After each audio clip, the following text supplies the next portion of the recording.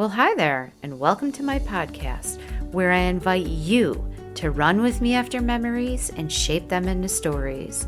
On this show, I'll also share samples of my writing and interesting moments from everyday life. I'm your host, rooroosig, and you are listening to my podcast, The Story Chaser. Tonight's episode is sponsored by Vector Intelligence. Make Vector Intelligence your first step in the construction takeoff process.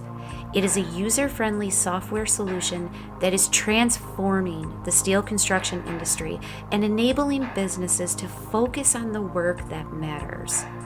Vector Intelligence reduces estimators' workload by almost 75%, optimizing the bidding process, detailing phases, and reading blueprints. They also construct a groundbreaking 3D model of your project, which allows fabricators to gain a clearer and more precise understanding of the steel structure involved in each project.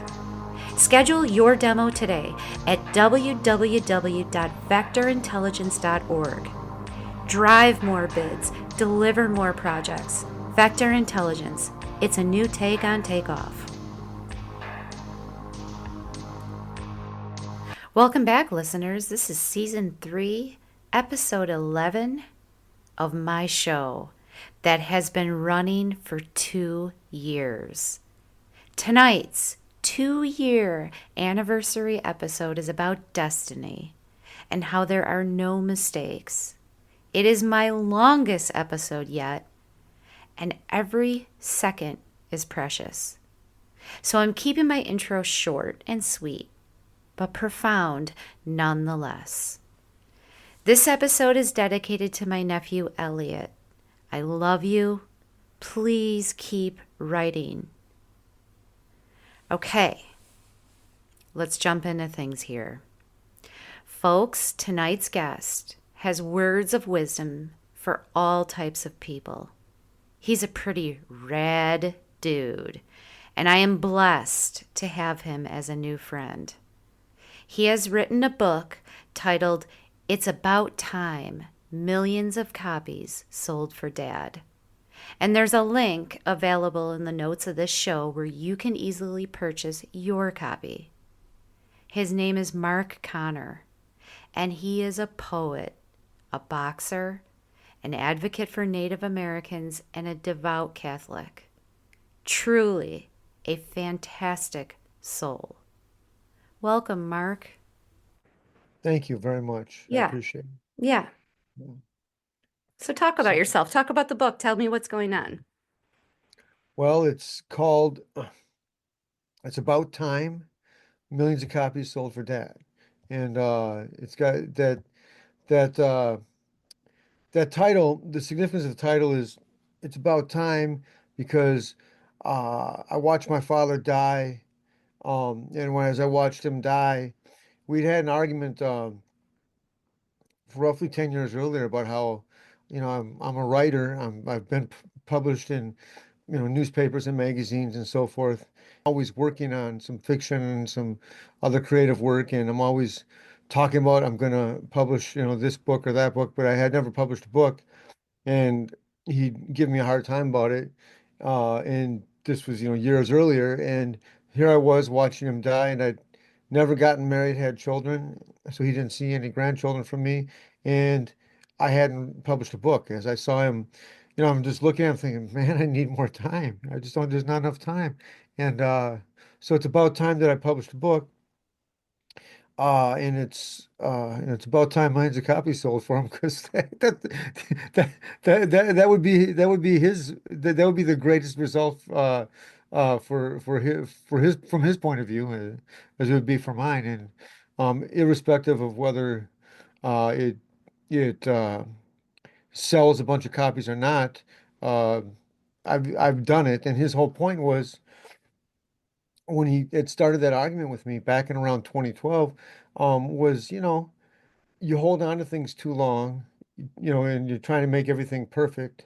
Just let go of the control, just get something done, put it out there, and move on to the next thing. And if the thing takes off, great. If it doesn't, you're moving on to the next thing, so you're not just holding on to stuff. So Right. That's the whole point of the title. Yeah. Well, the book itself, which, okay, so this is funny. It came when I ordered it, and it's what, 90 pages? 80. It's so it amounted out to 86 pages. So I get the book, I start it, and I'm like, this is a deep journey. I did not finish it yet. I'm only three-quarters of the way through because I understand, and only because I have listened to you on other shows, and I know that this is the biggest tribute to your dad. But I also see this as you talking about the experiences in your life, and you're living God's path in front of people. You're one big lesson for all of us. A way bigger value here, Mark. I just want to let you know that you you're giving everybody a gift of being an example. Truly. So that's why it's taken me so long to get through. I cherish it. I read, each poem, and it is laid out so cool. It's so abstract, your style. It's like you write the poem and then you're describing it, and yet it's going in order of your life. It's following this whole life, and it's a wonderful life. Yeah. I just had to say Thank that. you. Yeah. Thank you. I really appreciate that. And it's humbling it's a humbling honor to hear you understand it that way. Because so you haven't gotten to the part where I talk about the riots. No, Uh, no. because I talk about the experience of I talk about going to the sun dances and Rosebud reservations and Pine Ridge Reservation in South Dakota and be kind of connecting up with Native American Indian community. And I worked at this homeless shelter in various positions, off and on, sometimes full time, sometimes part time, between 1995 and 2009, called Anda Young. Anda Young is AIN. Three words, AINDAHYUNG, which is Ojibwe for our home. So it's called Anda Young Our Home Center. It's a temporary emergency. Uh, it's an American Indian structured program that is a temporary emergency homeless shelter for children aged 5 to 17 years old. Yeah, this story is written because my dad should have seen me publish this when he was alive and publish a book when he was alive. And I'm honoring him and I'm recognizing the importance of his presence in my life throughout my life and how I've in my life, say, working with, homeless youth and so forth, that the necessity it is to be a respectful man and to have family values and to model that for the next generation.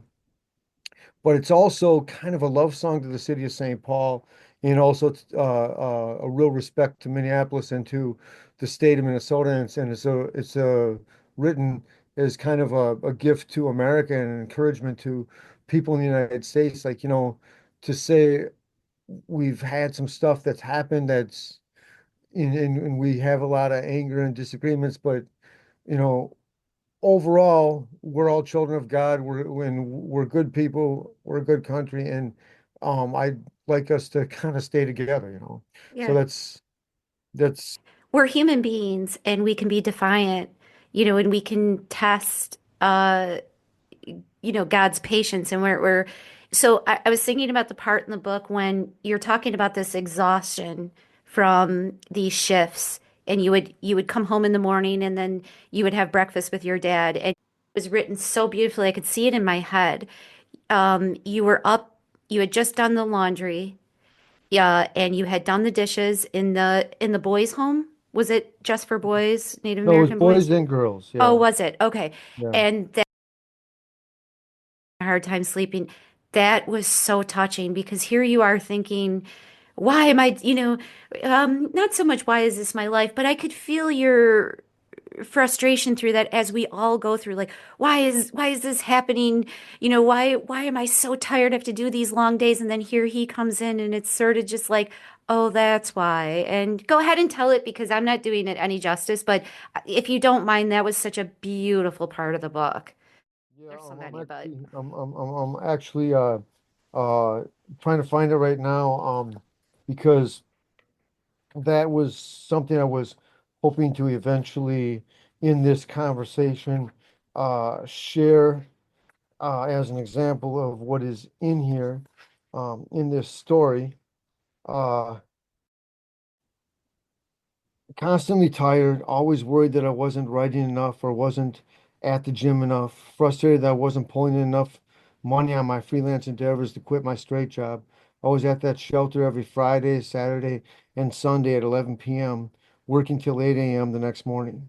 One night, at least a year into that overnight position, there was a little black boy, 5 years old and placed in shelter just that day, who slept on the couch because he was too scared to be on the boys' floor in the darkness of the old house.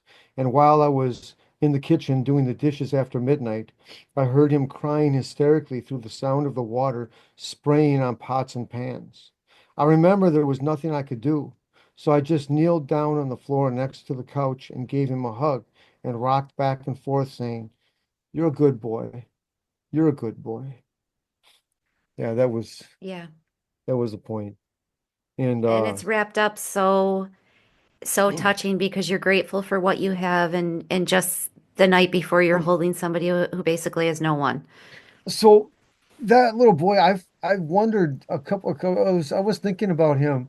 Um, just I was just thinking about him just recently. I was thinking, I sure hope that he's okay. Because he would have been 5 years old, and I wonder where he is and what he's doing.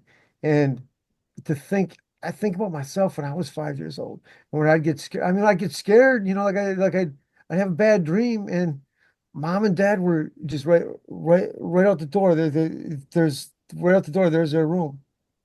And at that time, we lived in a small house. My brother and I shared a room. Um, but if I woke up, and I was scared or whatever, my mom would be right there, and Hmm. I knew my dad was still was sleeping. She'd come for me, but my dad was there, and I always knew that's where he was.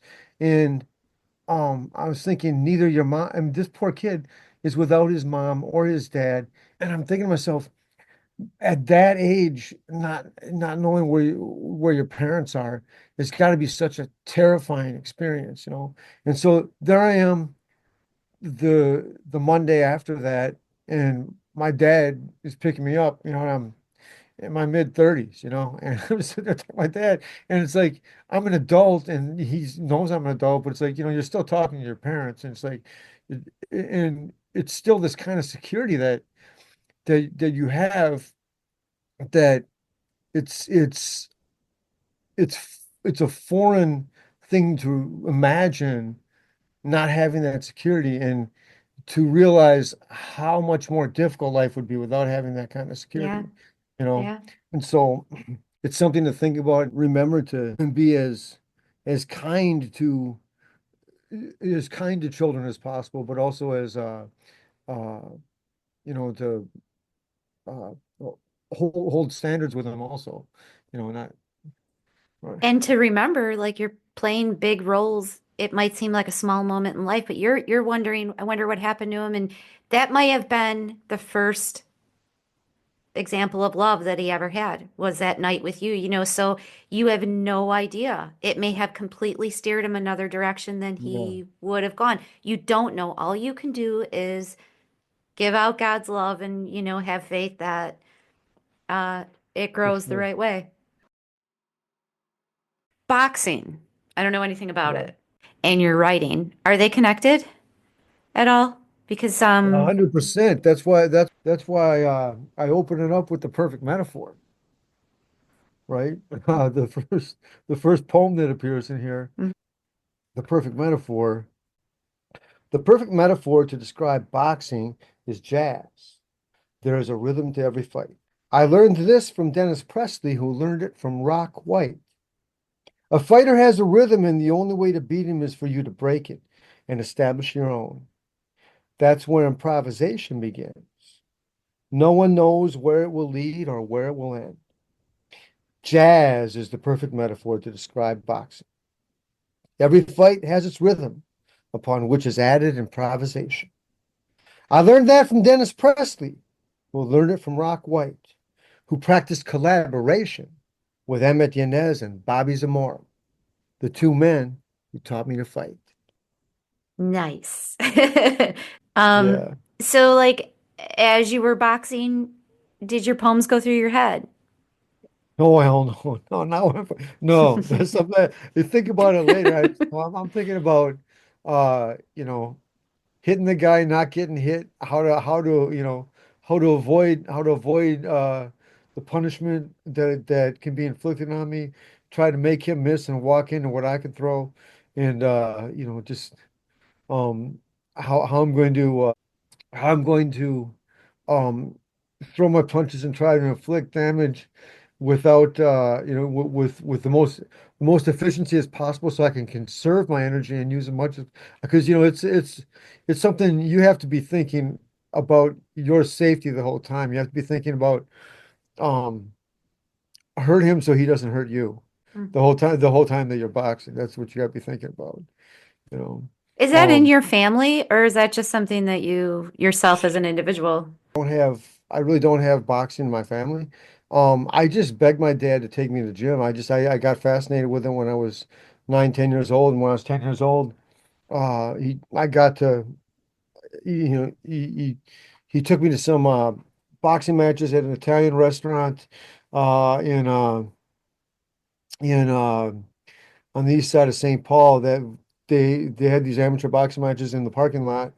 And I was able to meet Emmett Yanez there, my coach who taught me to box is the founder of the Mexican American Boxing Club. And uh,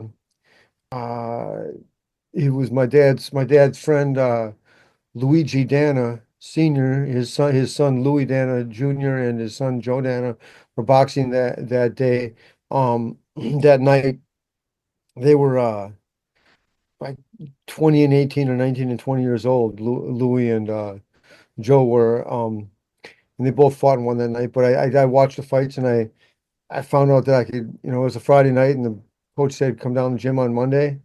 If I was serious, don't waste his time otherwise.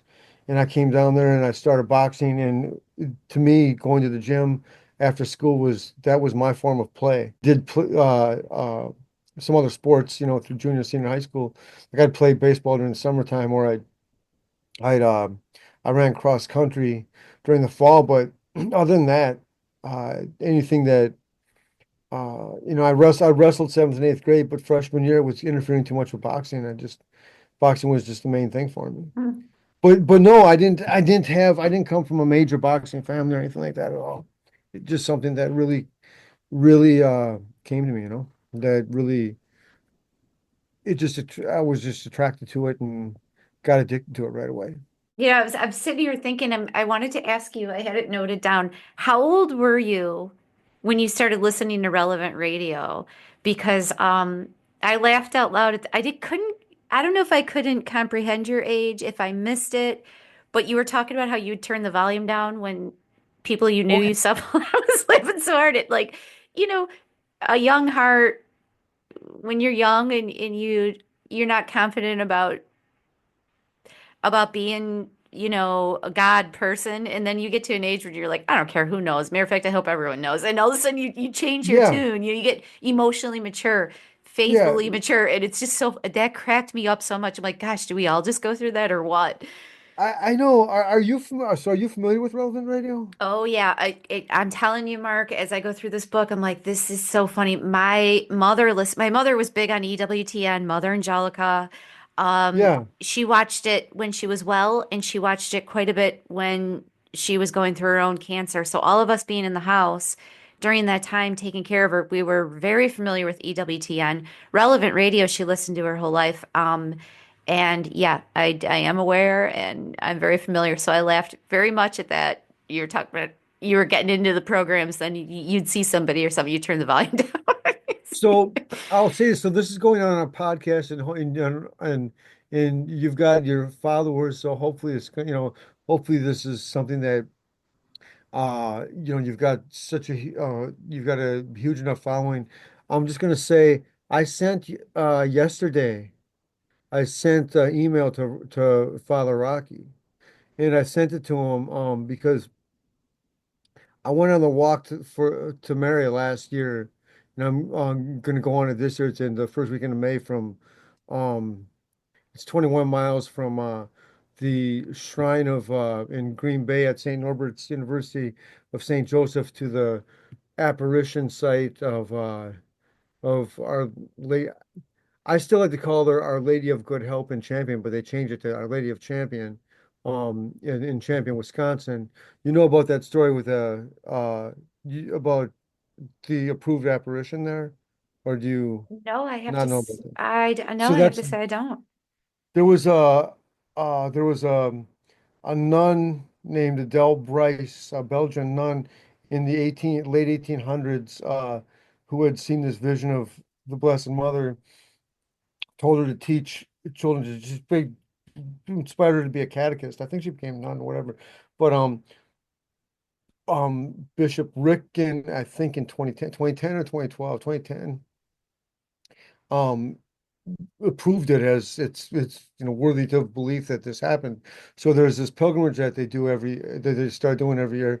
But I just sent him this email telling him I'm going to be there, but also reminding him of because I corresponded with him back in 2014. I had sent him because he was talking about um the Minnesota Wild and the Chicago Blackhawks, but he's referring to them as the Minneapolis Wild and the rivalry between Minneapolis and Chicago. And I was correcting him, telling him, "Look, it's St. Paul. It's not me. That's where they play at St. Paul. And remember, tell the people." Tell the people on the shows, the hosts of the shows, to refer to it as the Archdiocese of St. Paul, Minneapolis, not the Arch, because some of them refer to it as the Archdiocese of Minneapolis. The cathedral's in St. Paul, the highest hill of the city. And I reminded him, and I actually have this T-shirt. I can grab it out of the drawer and show it to you, that I bought from someone at this cafe right by the this guy was selling these T-shirts at this cafe. Or just like not for the cafe, but on his own. That there's this black T-shirt with white letters, and it says St. Paul's in the Bible, but Minneapolis isn't mentioned. And and but I reminded him of that in this email I just sent to him last night. But I'm telling him that I've been having trouble um, connecting up with producers of the shows, and I want to get interviewed. I want to send him a copy of the book. But I was at that time when I said I would turn down the radio with the windows down. Someone come if that would be. I mean, I'm already in my mid 30s. I mean, we're talking about between 2003 and 2007. So you're talking about 33 to 37 years old, Mhm. 34 years old, originally the thing is I so I've never called myself a progressive, okay? I don't really think because progressivism, I don't think of that as it's leading towards a relativism. And I don't believe in relativism, right? There are absolute truths. And um there's kind of an anti-religiosity within progressive kind of circles. And so, and then this kind of the trying to be, if you're thinking of yourself as an intellectual, there's kind of this tendency in American academia that you're not really intellectual if you believe in God or you talk about, feel like, Mhm. if you're Yeah. gonna you talk about praying and stuff like that. And so yeah, I would and also the other thing is don't push your religion on people. But then, um there's another thing about, well, don't hide it though either. I mean, there's no reason you should hide it. And there's the uh there's have you heard of the so obviously your mother was watching EWT and everything. You weren't necessarily watching. You pick it up because your mom was watching it, right? We would watch, especially when she wasn't well, because like she got to a point where she couldn't wasn't mobile, so she would kind of just she would have the TV on and that's the station she wanted on. So when you were sitting with her, you were watching it too. So she Right. got us to watch it in her own Right. way, and so yeah, I'm familiar with most of it. There's this Professor Scott Hahn who's he's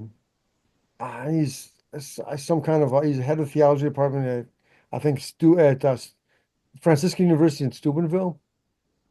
And He's got he converted from being I don't know if he was a Presbyterian or he's some type of a Protestant preacher, and he converted to Catholicism, and he's become one of the leading Catholic apologists in the world. And he said that he was telling the story about one time when his mother had to be at school with him and around his friends, and like when he was like, third, eighth grade or something like that, and he was kind of trying to stay away from his mom and ignoring her, and it really hurt his mom's feelings. And his dad was telling him, "Don't you ever do that again. That's your mother. Don't you ever, you've got to respect her and you've got to claim her and just, your family and everything like that. And don't ever be ashamed of that and everything." And and he applied that to the Blessed Virgin Mary Mm. as Catholics. Don't ever shy away from that. Don't ever, disrespect your mother by, trying to downplay her or not admit to her being a part of our faith. And that's something that I think is a good example about your religion. That's your religion. I mean, now with the Native American Indian community, I was always on call where I could be called in, and if I accepted, even though I wasn't working there regularly, um, and then I started working there regularly again. But I was one way or another on the list as an employee at Andai Young, and I s- I, re I needed the money, so I was working this part-time job between 2003 and 2007 when was trying to get away from it because I was just trying to be a writer and a boxing trainer, and then I was back to it, and I was in that community and in that environment which I had embraced and was almost to the point in the 90s where I was embracing it as in I'm kind of leaving Catholicism behind. But while I'm still in the middle of that environment, I started to re-embrace my Catholic faith. And I didn't really announce it. I didn't like broadcast it to anyone or anything like that. But what I've appreciated about it is that I was in that uh community and I was comfortable enough to re-embrace this faith that I grew up with. And I didn't have anyone trying to criticize me and tell me don't do it, don't go back to it. That's, I mean, but among the political activists I've been around in my life, and like in the Irish community, and all the advocates for United Ireland and everything that I hung around with, and um, in the Hibernians are a Catholic organization, but the other activists, there are plenty of them that kind of just hated the church, and they've kind of would spurn me if knowing that I've re-embraced it and knowing that I have, they just aren't as comfortable around me anymore. So that was something about the Native community that I have always appreciated is that uh, if you're going to pray with us and you believe that's great. Don't try to claim it as in like this has been your heritage or anything. Respect that it's our heritage, but you're welcome. But then if you still respect us, but if you've got your faith in Christianity, um, then embrace it because that's who you are. You know what I'm saying? Mhm. So that was something that was really that I'll always really appreciate about the Native American Indian community. You kind of want to talk more about boxing. So, Or is listen. there anything else? Is there anything else about boxing that you really would like to know about? No, I mean, I thought it was interesting enough. I wanted to know how I mean, and you answered. You say that you didn't think about your poems while you were boxing, but I think I need to believe that somewhere inside you where you like maybe throw a punch and then think of a few words and throw a punch. I think that you did, but you just don't realize it. Well, it definitely influenced me, Yeah. and I write about it a little bit, and the boxing most definitely inspired me. I really believe that boxing is it's an art form that's similar. It's a performance art, right? because you're performing and you're entertaining the crowd when you do it. Now it's a competition, so you're trying to beat someone, but there is a rhythm. Hmm. Just as there's a rhythm to our conversation.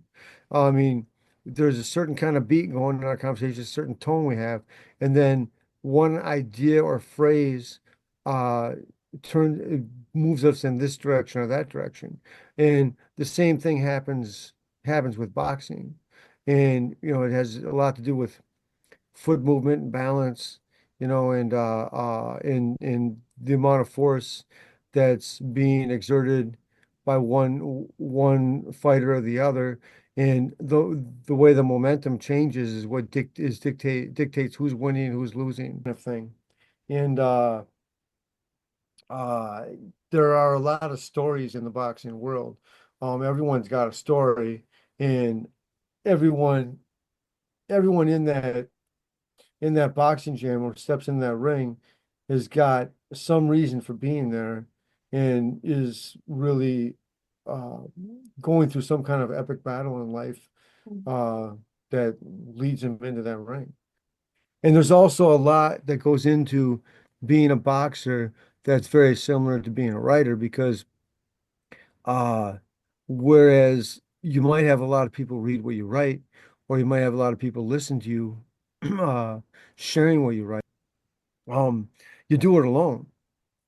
Boxing is an individual sport. And the same thing with writing is you have to be able to sit down there every day and do it. And then you have to also be willing to understand that most of what you write isn't going to be any good anyway. And you got to throw it away because you're trying to keep honing it down, getting to the point where it's something that's presentable to the public. That's kind of the connection I was hoping you were going to get at. That's what I saw in my head, and I love that you talked about how it was solo. That I kind of got out of you what I wanted. Yeah, I sort that's of exactly figured it. that. I was like, okay, yeah, I can. And again, I've never boxed a day in my life, but I was like, this is interesting. The more I learn about your journey, I'm like, okay, that this guy is also a boxer too. You almost want to, you almost forget it, and then I'm like, oh yeah, that's right. That big part of his life as well. Yeah. So when you think about destiny and how, our lives they're planned out, like we know that, right? Because we know God has it's a whole plan. And you think about boxing, if it had gone the way that you imagined or somewhat wanted to, let's say wanted to, and it went in a more professional direction, do you think that you would have written the book? I don't know. I think at some point I would have. I'm not sure. In terms of destiny, just guidance from it's from God. Um, I have the theme of guardian angels running through the book. I say uh, like I mean when I open it up, I just say, why not just can I just read that? I don't know Yeah, if I yeah, of course. Well, I came up with the title of this book on September 30, 2019, the day my father died. Dad had been on life support since September 20, when he'd had a heart attack in a rental car in a Costco parking lot in San Francisco, California, 5 minutes from the airport, to which he and mom were about to drive to catch a plane home. I was supposed to pick them up at the Twin Cities International Airport. Mom had called me just after 3 p.m. as I bought a sandwich at the Jimmy John's on Grand Avenue in St. Paul. Mom and Dad had been sitting in that rental car discussing their great 4-day vacation, staying at the Marines Memorial Club in San Francisco. They were talking about how much they loved each other, how much they loved their two sons and their daughter-in-law, Kelly, my brother David's wife, and their two grandchildren, Liam, 15, and Caroline, 13. They were talking about how lucky they were and how great a marriage they'd had for over 51 years and how they couldn't wait to get back home to the blessings of their family, friends, and life. Dad began pulling out of the parking spot and was struck with a heart attack, slumping over the wheel. Mom put the car in park and jumped out, yelling for help. Their guardian angels were watching over them. And so I end that second paragraph saying their guardian angels were watching over them. The next, the next, the first sentence of the next paragraph, There was a health fair going on at the Costco. Two EMTs responded, one of them utilizing a defibrillator, keeping Dad alive. So 10 days later, shortly after 1 p.m. Pacific time, which is 3 p.m., the hour of divine mercy in our hometown of St. Paul, I led Mom in the Rosary, the Litany of the Blessed Virgin Mary, the canonization prayer of Blessed Sloanus Casey, and the Chaplet of Divine Mercy over Dad in his hospital bed. So basically, I won't read the rest of that paragraph, but I'm going on with we're saying these prayers and everything, and he died. So I mean, basically I'm telling you in the story. I'm trying to grip you into the story. I don't know, you told me that you really found this story interesting, and people who told me they like the story they have found it gripping, um, um, because but what I'm saying is, yeah, the guardian angels were watching over him, but then why did he die, right? Part of the thing is both the guardian angels watching over them and guardian angels, um, directing me through my life is, well, 10 days later I was there. So I was there when he died. And and that was, I think, an important thing to happen. And the prayers we were saying at the time, and there was a priest there that gave him his last rites and everything, were really important. And there are different things that have happened. I mentioned the guardian angels later on. I mentioned guardian angels in one of the poems. I think the fifth poem in there, I mentioned uh later on that the guardian angels, were always watching over us. And the thing is, I was trying to get out to New York and just be a writer in New York and uh to be a trainer working in the gyms in New York. And something happened there was always something that happened that delayed me. And I think that I just happened to be where I was. I was planning to pick them up at the airport. I just happened to be in a position where I could be there when he died. And then after he died, no, this obviously is not in the book, because this is having to do with my mother. I got there's this there's this restaurant that's been around since the late 1930s, I think, in St. Paul, called Mancini's Char House. It's Italian steakhouse, and they have, since the early 80s, they started a St. Paul Sports Hall of Fame. And my mother was pushing me. She had pulmonary hypertension, so it's a fatal heart disease, a rare heart disease. And so I was making sure after Dad died, I should have moved in with her. That's what I should have done. She's really independent and didn't want me to.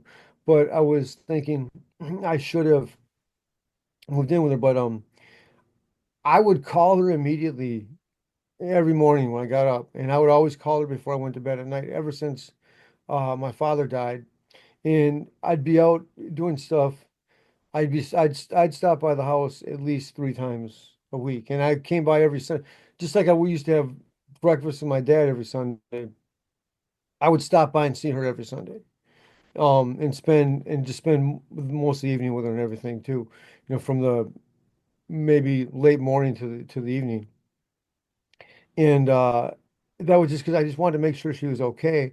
And um, she pushed me in October, November 2021 to go out to New York again and just see if I could talk with the people I knew out there, see if I could still come out there and, you know, train, work as a trainer at these different gyms and see if my connections were still there. And they were. And so this one of the gym owners has said to me, what's keeping you from coming out here? And I said, well, one, I just got a lot of stuff built up, lived in the same apartment for years, and what to throw away, what to keep. But the other thing is my mom. I come out here, she's trying to push me to come out here, but I'm gonna have to make sure that every third month I'm coming back home. I gotta check on her. And I was trying to talk to my brother and his wife. We're very busy about how are we going to make sure that someone from the family is going to see her every day, that they physically see her once, just once a day, and not have to hang out with her or anything. And so I got nominated. I found out then I was trying, she's pushed me to go. before, like early in 2022. And I was thinking, I was going to plan on it maybe around March or something. And then I got this call that I was being nominated for this Mancini Sports Hall of Fame for their boxing induction for 2022. And I thought, okay, well, I'll wait and find out about that. Then I found out I'm going to get it. So it's always the Monday after Mother's Day. This ended up happening a couple of days later, which is around the 12th or 13th, which is the anniversary of the apparition of Our Lady of Fatima. Okay. But she she came to the event and everything, So little things like that happened. There were a number of things that happened where it's just like, I really want to be out doing this thing or that thing, but it's kind of good that for certain things in life, particularly with my parents, with my relationship with them, that I was there at times that I otherwise wouldn't have been if some things that were trying to work Mhm. out would have worked out. So so I think sometimes that we have to realize, God has a different plan for us than we actually have, and it's not always because he's trying to deny us what our dreams are. Sometimes it's not going to work quite the way you think it's going to work. Right. And My sister Karen has a saying, and I'm glad that she says it all the time because it seems like I forget and I have to be reminded, but to be reminded is to be refreshed. She always says, "You're exactly where you're supposed to be." Even if it doesn't make any sense, you're always where you're supposed to be. So I'm listening to all of this that you're saying, and I'm thinking, even your father, his priorities, you know, potentially facing the end of his life, like he was probably aware of that, saying, "Here's what I value. Make sure a priest is here. Here's what's important in life. Everything that they do, they're doing right in front of us and always teaching us. So you were supposed to be there and that yeah, makes sense later, so you're exactly right, so it's not to deny us. I think about so many things like that in my own life. I'm like, that didn't work out, oh, here's why, oh, it makes sense now. And if you're faithful and you keep your heart open and you say, okay, I believe, I trust you, I trust you, it it becomes clear.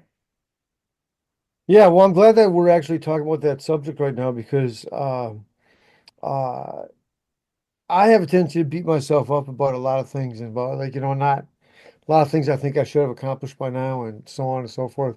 It's self-critical um, sometimes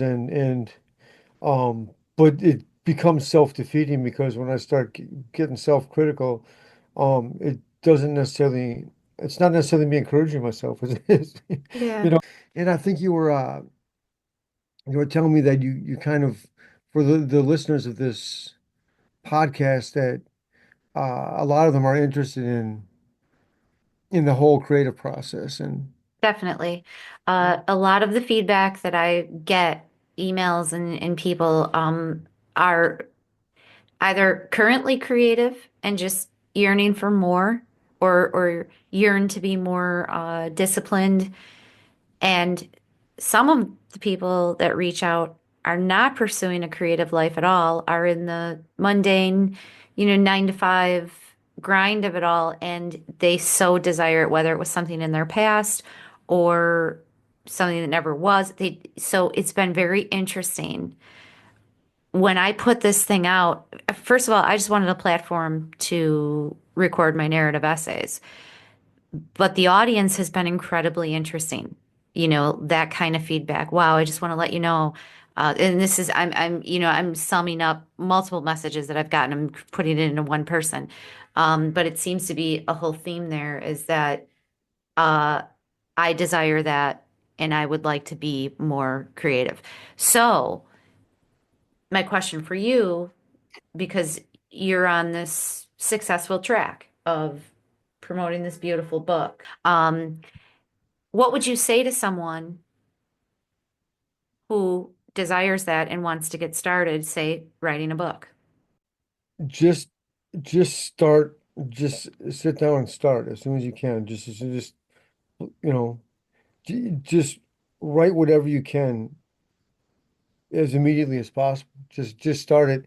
And then I mentioned I mentioned early in the book that the poetry in here, um so, I mean, I kind of use this technique with prose writing also, but particularly the poetry.